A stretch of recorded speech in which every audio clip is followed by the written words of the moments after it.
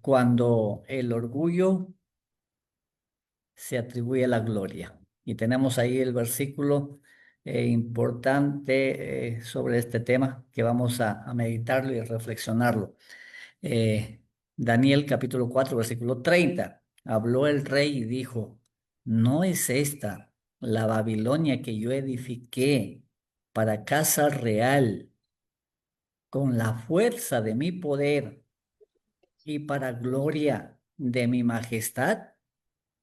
Vean, reflexionemos y meditemos en esta palabra y veamos cuánto nos identificamos nosotros con esas palabras, cuántas veces nosotros de repente, no exactamente así, pero tal vez cuántas veces nosotros nos atribuimos la gloria que le corresponde a Dios, ¿no? Entonces aquí en este en este versículo bíblico nos recuerda a dónde llegó Nabucodonosor, ¿no? No sé, con esas palabras tan arrogantes, tan llenas de orgullo. Vean que realmente nosotros vamos a ver qué había logrado Nabucodonosor y también el peligro que cuando nosotros llegamos de repente a tener éxito, hasta dónde nos lleva. Bueno, el objetivo que tengo con este mensaje es advertir sobre el peligro del orgullo.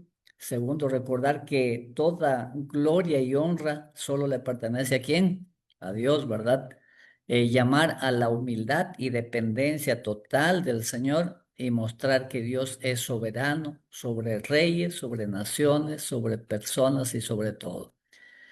Babilonia era una de las ciudades más impresionantes del mundo antiguo, ¿verdad? Yo creo que queda como una de las maravillas con sus jardines colgantes. Bueno, no, nosotros cuando estudiamos sabemos que era una ciudad realmente muy bella, muy hermosa y que llegó pues prácticamente a convertirse como en una tentación para Nabucodonosor, ¿no? Para llenarse de orgullo y en las palabras que él decía, no es esta la Babilonia que yo edifiqué con la fuerza de mi poder y para gloria mía, todavía dice, ¿no? Entonces desde lo alto del palacio Nabucodonosor contempló su obra y pronunció una frase que cambió su destino, cambió su vida, cambió todo.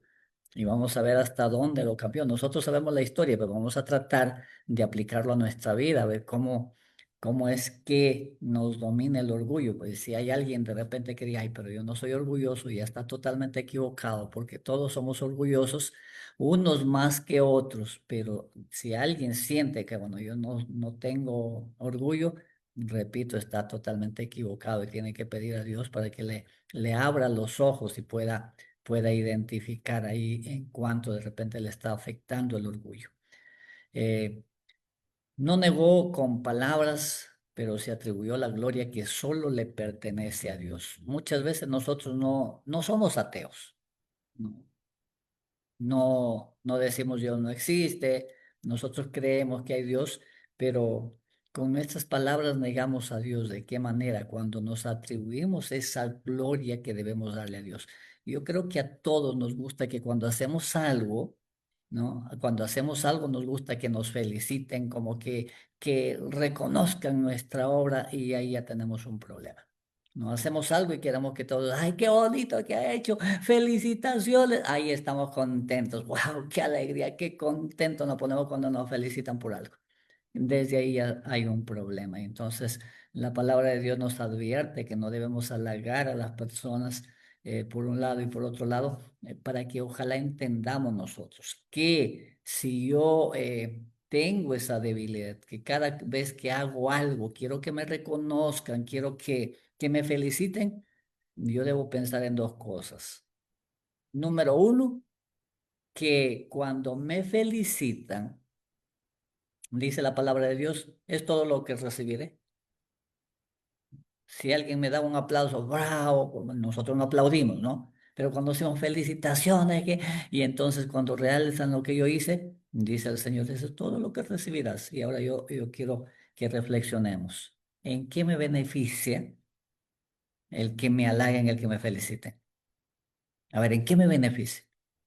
¿En qué me ayuda? ¿Me quitará el frío si es que está haciendo frío? ¿O me evitará el bochorno, el calor cuando está el día soleado? O cuando tengo hambre me llenará el estómago, ¿verdad que nada? Entonces, ¿en qué me ayuda el que realmente pues me alaben? Más bien se convierte en una tentación. Entonces no me ayuda en nada. Y segundo, entender que no es por nuestra sabiduría, no es como dijo Nabucodonosor, con la fuerza de mi poder, sino que es Dios que da la fuerza y la sabiduría para hacer las cosas y hay que resaltarlo allí. El orgullo no siempre dice Dios no existe, a veces dice y yo lo hice. ¿Y cuántas veces nosotros decimos eso, verdad? Yo hice esto, yo hice lo otro, y esto es mío. Entonces ahí es donde tenemos un problema. Para ir identificando, como repito, no vamos a llegar como un Nabucodonosor de repente, de la gran Babilonia que hice, porque no hemos edificado una Babilonia, pero aún por pequeña cosita que hacemos, yo lo hice, y desde ahí ya tenemos un problema. La primera parte dice el orgullo que nace del éxito. ¿Ah? Y ahí tenemos eh, Daniel capítulo 2 versículo 37. Tú, oh rey, eres rey de reyes, porque el Dios del cielo te ha dado reino, poder, fuerza y majestad. Vean ahí, están las dos partes, ¿no? Unidas esas dos partes, pues está bien. Pero el problema es cuando esas dos partes separamos. Número uno, que este rey había llegado a tener que había llegado a tener reino, poder, fuerza y majestad. Este rey había llegado a tener éxito. Es una parte, pero si uno se queda con esa parte, nos va a llenar de orgullo, porque la primera parte dice, porque el Dios del cielo te ha dado. Y esa partecita es donde muchas veces nosotros lo olvidamos. Yo sé que si pregunto a mis hermanos que de repente tienen algo, un negocio, tienen lo que sea, o llegaron a ser grandes profesionales, es que yo me esforcé, yo luché, yo hice esto y así logré lo que tengo, ¿verdad? Están desligando la primera parte, lo primordial. Están desligando, están olvidando lo principal. El Dios del cielo ha dado. El Dios del cielo ha dado fuerza, ha dado poder, el Dios del cielo ha dado sabiduría. Entonces entendamos eso, esas dos partes nunca deben desligarse. Mira qué bueno que llegaste a tener eso. Mira qué bueno que hiciste. Mira qué bonito. El Dios del cielo es el que ha hecho eso. Amén. Vean qué bonito cuando nosotros tenemos presente, pero la mayoría de veces, aún en los que decimos ser cristianos, nos olvidamos de esa parte principal y solamente nos quedamos, es que yo hice, yo tengo con mi fuerza, con mi poder, con mi sabiduría, es que yo me esforcé, es que yo luché, yo me privé, yo me sacrifiqué, yo trabajé, es que yo, ¿me entienden? Entonces Dios nos ayude y ahí está entonces donde Nabucodonosor había sido bendecido grandemente por Dios, pero desafortunadamente ya sabemos que llegó un momento que se olvidó. Dios le había advertido mediante sueños, ¿no? Y en el primer sueño, cuando sueña la estatua, entonces y busca la interpretación, y Dios le da por medio de Daniel, le dice, cuando habla de la cabeza de oro, tú, oh rey, eres esa cabeza de oro, la majestad, la grandeza. Y después de ti vendrán otros inferiores a ti. Ya no como tú, pero realmente le había prevenido, pero le había advertido bien, el Dios del cielo te había dado. Pero el éxito prolongado, sin gratitud a Dios, produce autosuficiencia.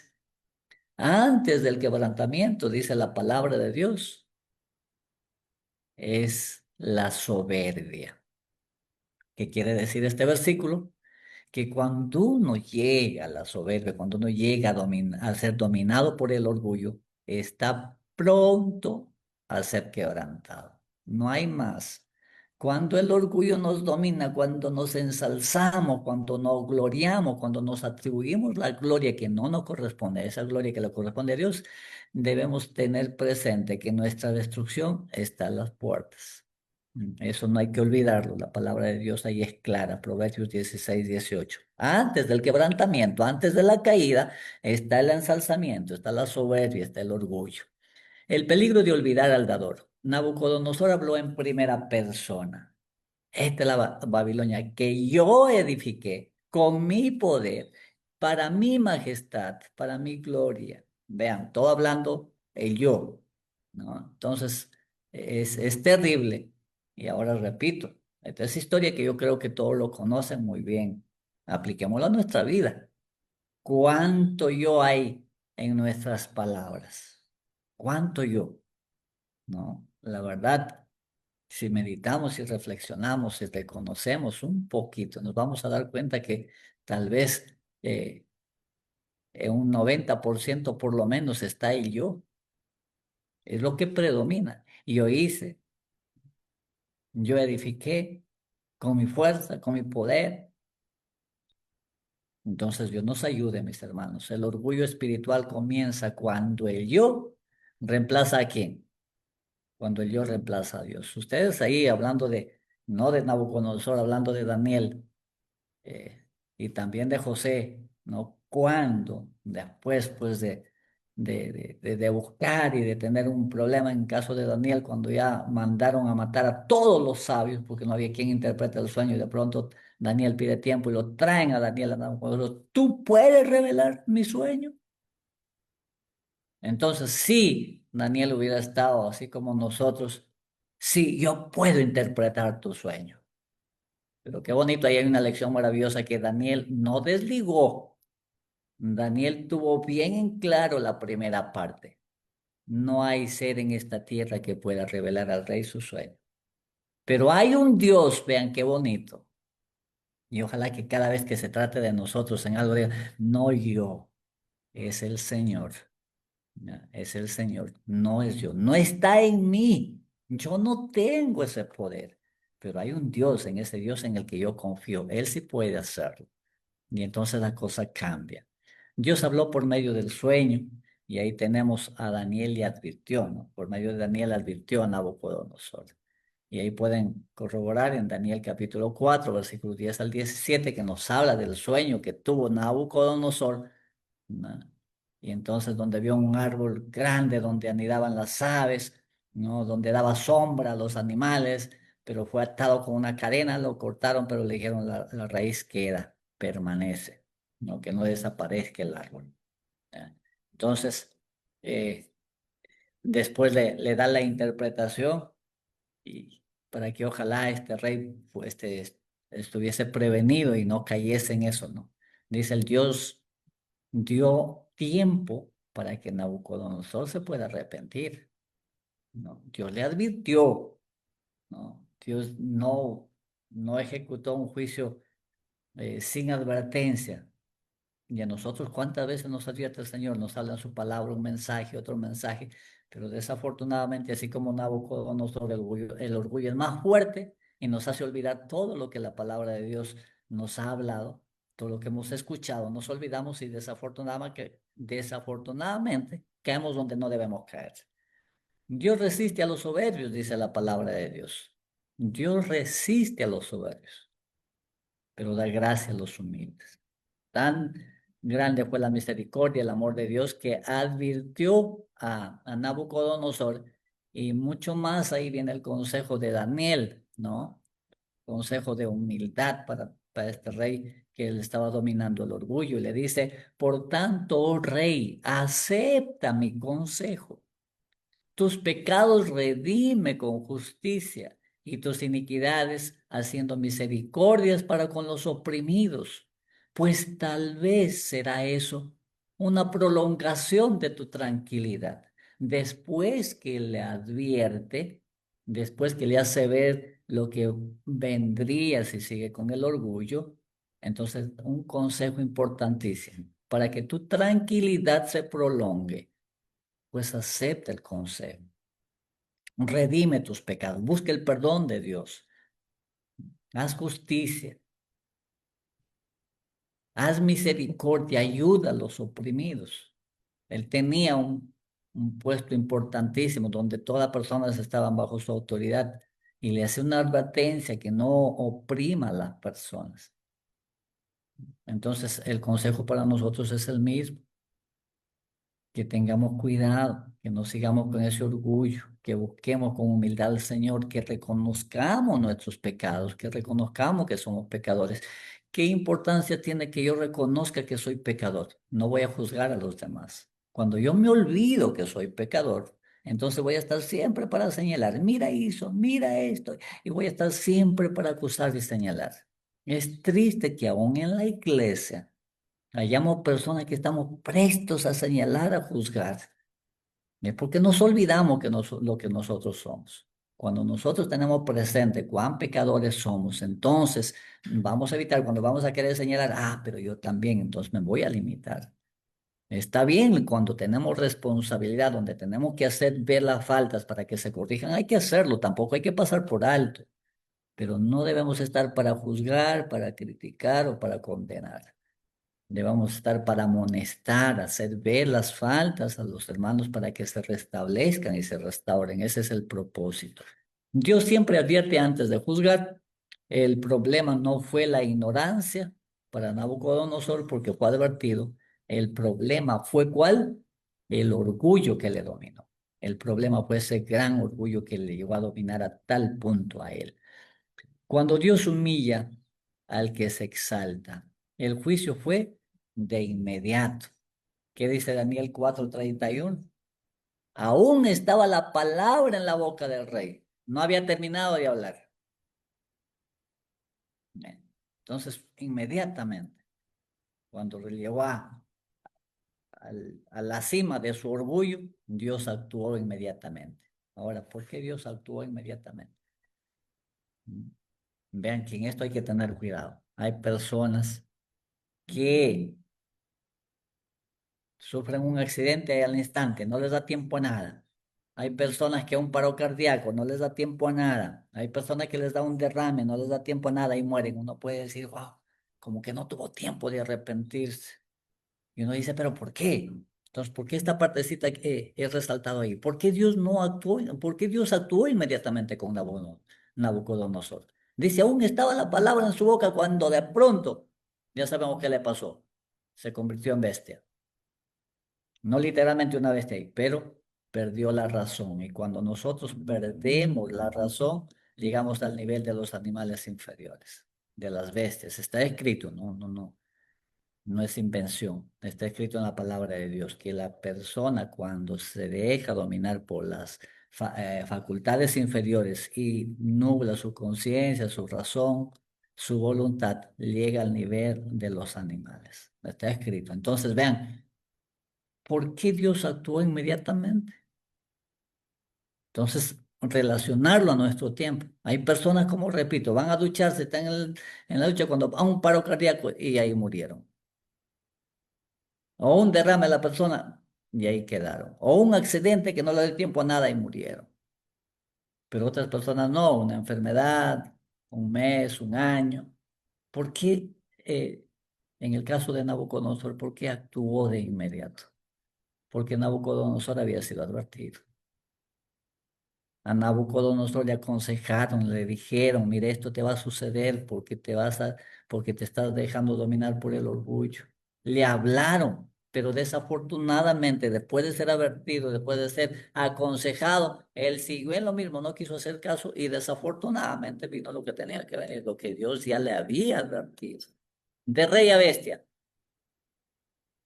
¿qué perdió el rey? El reino, bueno. Ahí lo más importante que tenemos que resaltar de la pérdida más grande para él fue que perdió la razón. Ya el reino, la gloria humana, bueno, perdió la razón a tal punto que se alimentaba como los animales y desnudo se tuvo que ir a vivir en el campo. Entonces, eso es ahí, hay que resaltar. Nosotros de repente no llegamos a ese nivel, pero muchas veces actuamos por impulso, porque nuestra razón como que no está actuando. A veces actuamos por impulso y no olviden, cuando actuamos por impulso, nos asemejamos a las bestias, porque las bestias actúan por impulso, por instinto. A veces hablamos por impulso. ¿Cuánto nos cuesta? ¿Cuánto? ¿Cuánto tenemos que esforzarnos ahí para que cuando tengamos que hablar, hay que hablar con la razón, razonando, pensando? Muchas veces nos damos cuenta cuando ya arruinamos, cuando ya causamos daño, ¿no? Hable sin pensar. En el matrimonio, a ese momento de enojo, hablamos sin pensar. Ay, es que hablé por el enojo. ¿Les ha pasado? Tenemos que reconocer, muchas veces actuamos por ese impulso, no razonamos, no pensamos ni en lo que hablamos ni en lo que hacemos. Solamente nos damos cuenta cuando ya nos viene el golpe, ahí sí donde hasta llegamos a llorar, pero porque ya nos vino el golpe. Pero vean, en este caso que estamos viendo de la Biblia, un rey convertido en bestia. El orgullo nos deshumaniza. ¿Cuántas peleas en la casa por orgullo? A ver, ¿cuántos pleitos en la casa por orgullo? ¿O no hay pleitos en la casa por orgullo? ¿Hay algún hogar ahí me ponen un mensajito? Dice, yo no tengo problemas en mi hogar, menos por orgullo, ¿no? Nos cuesta a veces pedir perdón. No se tiene que humillar a otra persona. Y podemos estar resentidos, enojados. Y te podemos pasar horas, días ahí enojados. No, tiene que humillar. Tiene que reconocer su falta y por orgullo estamos sufriendo. El orgullo nos hace tanto daño, pero lo acariciamos a tal punto. La humildad nos restaura. Cuando uno se humilla, cuando nos domina el orgullo de pedir perdón, no, ¿cómo me voy a humillar a ese nivel? Yo no me voy a humillar hasta ahí, como duele. Yo no me voy a humillar a pedir perdón. Si quiere que venga a pedirme perdón, duele. Pero cuando uno se humilla, va restaurándose. Y eso es lo que nosotros muchas veces no experimentamos, la restauración. Si hay un conflicto entre dos hermanos, entonces, y la otra persona viene y me pide perdón, entonces me siento contento, me pidió perdón, se tuvo que humillar y estoy contento, pero no hay restauración en ti. Pero aunque no tengas culpa, vas y te humillas y pides perdón, vas a ver cómo te va restaurando, cómo va llenando de paz tu corazón. Vas a ver cómo te sientes bien. Tenemos que experimentar eso. Y de entre los hombres te arrojarán, y con las bestias del campo será tu habitación, y como los bueyes te apacentarán, y 7 tiempos pasarán sobre ti, hasta que reconozcas, en esa parte es importante, hasta cuándo te viene el abatimiento, hasta cuándo te viene el dolor, el sufrimiento, hasta cuándo. Hasta que reconozcas que el Altísimo tiene dominio en el reino de los hombres y da a quien Él quiere. Hasta ahí nos viene. Y podemos llorar, yo puedo llorar, yo puedo quejarme, pues es que me ofendieron, me hicieron daño, me maltrataron. Yo puedo llorar y quejarme hasta donde quiera. Y no va a haber restauración. Y no va a sufrir los demás. Yo voy a sufrir. ¿Y voy a sufrir hasta cuándo? Hasta que me humille. Porque el propósito de Dios es que yo sea humillado, no ensalzado, no eh, recibir gloria. Entonces, yo puedo llorar, yo puedo quejarme, yo puedo criticar, puedo hablar de los demás que me ofendieron y voy a sufrir. No voy a tener ese gozo, no voy a tener esa paz hasta que reconozca, hasta que me humille. Y entonces vendrá la diferencia, porque la humildad restaura a la persona. Y muchas veces es, ¿cómo me voy a humillar tanto? Pero si yo no me humillo, no seré exaltado por el Señor. Si yo me exalto, entonces voy a ser humillado por el Señor. Y vean, cuando viene de parte del Señor, hasta dónde llega. De rey a bestia, no se olviden. De rey a bestia. Y ahí está la palabra de Dios para poder verlo y no. No por ahí de repente tener el pensamiento de que uno está exagerando. Ahí está la palabra del Señor. La restauración viene con la humildad. Nabucodonosor alzó los ojos al cielo, pero yo, acá yo me pregunto realmente como que no es fácil entenderlo. Daniel 4:34. Mas al fin del tiempo, yo Nabucodonosor alcé mis ojos al cielo y mi razón me fue devuelta. Y bendije al Altísimo y alabé y glorifiqué al que vive para siempre, cuyo dominio es sempiterno y su reino por todas las edades. Pero yo te pregunto, para mí es complicado entender esta parte. ¿Cómo una persona que está al nivel de un animal sin razón, cómo es que invoca el nombre de Dios? Comparando un poquito con el endemoniado Gadareno. ¿Cómo si estaba dominado por una legión de demonios? ¿En qué momento oró a Dios? Nabucodonosor dice que estaba como bestia y de pronto levantó sus ojos al cielo y oró a Dios. ¿Cómo puede ser una persona? Hay momentos que por más que la persona esté en esa condición, aún puede levantar la mirada al cielo. Vean, ahí está. No hay una persona que ha llegado a un punto que no pueda levantar la mirada al cielo. Por más grande que haya sido su falta, su pecado, por más terrible que sea su condición, aún puede levantar la mirada al cielo y de inmediato, vean, el juicio se ejecutó inmediatamente. Aún la palabra estaba en su boca y de pronto perdió la razón y perdió todo y se convirtió en una bestia. Pero también la restauración. ¿Cuánto tiempo tardó la restauración? A partir de que levanta la mirada al cielo, se humilla ante Dios. ¿Después de cuánto tiempo vino la restauración?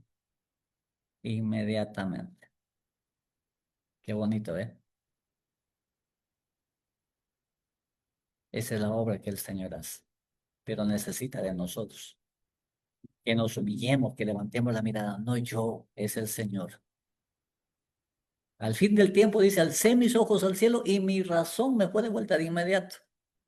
Así que Dios nos ayude y ojalá no sigamos sufriendo, no sigamos quejando, no sigamos llorando. Pidamos a Dios esa humildad que nos conceda, porque aún la humildad viene del cielo. Que nos humillemos y entonces podamos ser restaurados y experimentemos esa paz que podemos recibir en nuestro corazón. La restauración comienza cuando miramos al cielo, cuando acudimos al trono de gracia. Dios le devolvió ¿qué? Todo lo que tenía. Le devolvió reino, honor y especialmente le devolvió la razón, el entendimiento, ¿no? Y ahora una vez que con la experiencia que él hizo, cuando aprendió a humillarse, ahora vean qué bonito, Daniel capítulo 4 versículo 37, vean qué bonito. Ahora yo, Nabucodonosor, alabo, engrandezco y glorifico al Rey del cielo, porque todas sus obras son verdaderas y sus caminos justos, y él puede humillar a los que andan con soberbia. Una vez que es restaurado Nabucodonosor, ¿qué hace? Una vez que le devuelven el reino, el honor y sobre todo el entendimiento, ahora que dice, alaba al Señor del cielo, engrandezca y glorifica al Señor. Y ahora la pregunta es, ¿hasta dónde queremos llegar para nosotros humillarnos y reconocer, así como Nabucodonosor reconoció? ¿Qué esperamos que pase para poder hacerlo? ¿Queremos que llegar al nivel de las bestias recién para levantar la mirada al cielo? Pues hoy que cada cosa que hagamos, digamos, alabado sea el Señor. Si pudimos ser de bendición para alguien, alabado sea el Señor. Si pude ayudar a alguien, alabado sea el Señor. Si pude predicar, alabado sea el Señor. No para honra y gloria mía, como dijo a Nabucodonosor. Así que Dios nos ayude a no caer en lo que cayó este rey. Nabucodonosor aprendió que el poder es prestado, que la gloria es de Dios y que el orgullo precede a la caída. Hoy Dios nos pregunta a nosotros, ¿a quién estás dando gloria de lo que has logrado? ¿Estás esperando que te alaben? ¿Estás esperando que te reconozcan? Yo he escuchado alguna persona dice, yo todo hago, vengo, arreglo todo. Nadie reconoce mi trabajo. O tal vez en la casa, a ver, en el hogar también sucede, y muchas, especialmente a las esposas que he escuchado, ¿no? Yo trabajo todo el día, hago y termino cansada y nadie reconoce mi trabajo. Tal vez te estás olvidando que Dios no pasa por alto tu labor. Y como dice la palabra del Señor, si tú hiciste algo bueno y alguien te aplaudió por ello, eso es todo lo que recibirás. Pero si tú haces de corazón para el Señor y nadie se da cuenta, nadie te aplaude, nadie te felicita, alégrate. ¿Y por qué te tienes que alegrar? Porque te viene una buena recompensa del cielo. Y la recompensa del cielo es así, te ayuda. Porque repito, una felicitación, un halago, un aplauso, ¿en qué te ayuda? Muchas veces lo hacemos solamente para ser exhibidos, para ser alabados. Que nunca salga de nuestros labios, yo edifiqué, yo hice, yo lo logré. Y para finalizar, yo les quiero contar una experiencia. Ahí se hacía un congreso una vez al año en una iglesia y en esa iglesia pues había mucha hermandad y se reunían de otras iglesias cercanas y cada congreso era aproximadamente 1.200 personas, 1.200 hermanos. Y entonces el problema allí es el programa juvenil. Imagínate, 1.200 personas. Todo el mundo quiere participar porque durante un año se han preparado. Así que no va a dar tiempo para todos. Así que después de despedir el sábado que se acabó el programa de jóvenes, cuando yo ya salí a la parte de afuera, había como dos grupitos de jóvenes ahí muy molestos, enojadísimos, criticando todo el Congreso, hablando mal de los hermanos, enojadísimos con los que habían dirigido el programa juvenil. Entonces yo me acerqué y le digo, ¿qué pasa, jóvenes? ¿Por qué están molestos, hermano? Pero ¿cuál es su molestia? A ver, cuénteme. Hermano, nosotros nos hemos preparado durante un año y teníamos dos himnos preparados para presentarlo acá y no nos dieron tiempo. ¿Cómo es posible? Y estaban enojados y a mí se me ocurre decirle, pero vea, si ustedes se prepararon para alabar a Dios, pues no hay problema. Que como hay mucha gente no ha alcanzado. ¿Cómo que no hay problema? Sí, el próximo sábado van a una iglesia y entonces ahí alaban al Señor en lo que se han preparado. Y me miran molesto. Dicen, no te pases, pues hermano. ¿Cómo vas a decir eso? ¿Cómo vas a comparar? Aquí hay 1.200 personas y en mi iglesia hay veinte hermanos. ¿Cómo vas a pensar que vamos a ir a alabar a Dios donde hay 20 hermanos? ¿Qué te quiero decir con esto? ¿Para qué se habían preparado? ¿Se habían preparado para alabar a Dios? ¿O se habían preparado para exhibirse frente a 1.200 personas? Entonces yo te pregunto igual en esta mañana. Cada vez que haces algo, ¿para qué lo haces? ¿Cuál es el propósito? Propósito de que te vean, mira qué bonito hiciste, mira de exhibirte, o con el propósito de alabar a Dios. Ahí está la gran diferencia. El orgullo es el que nos hace tanto daño. El orgullo es que nos causa tanto problemas en el hogar. El orgullo es el que nos causa tanto problema en la iglesia y en todo lugar. Pero no olvides también que si nos dejamos dominar por el orgullo y nos atribuimos la gloria que le corresponde a Dios, debemos estar seguros que nos viene la caída, nos viene la caída, porque antes de la caída está el orgullo, el ensalzamiento. Cuidado con esas palabras. Yo hice esto, yo lo logré, me esforcé, luché, mi trabajo, mi fuerza. Cuidado. Palabra de Dios decía, el Dios del cielo te ha dado. Y ojalá que recordemos eso. El Dios del cielo te ha dado sabiduría, porque si te quita la sabiduría, no vas a hacer nada. Si te quita la razón, vas a ser como una bestia. O sea, si el Señor me quita, yo no soy nada. Ojalá que meditemos y clamemos a Dios, porque tampoco podemos vencer el orgullo por nosotros mismos. Tenemos que clamar al Señor, Señor, dame humildad, no dejes que me domine el orgullo, enséñame a darte honra y gloria solamente a ti. Y cada cosa que hagas, no esperarás que te estén alabando, aplaudiendo, no lo harás por exhibición, no harás para que te vean.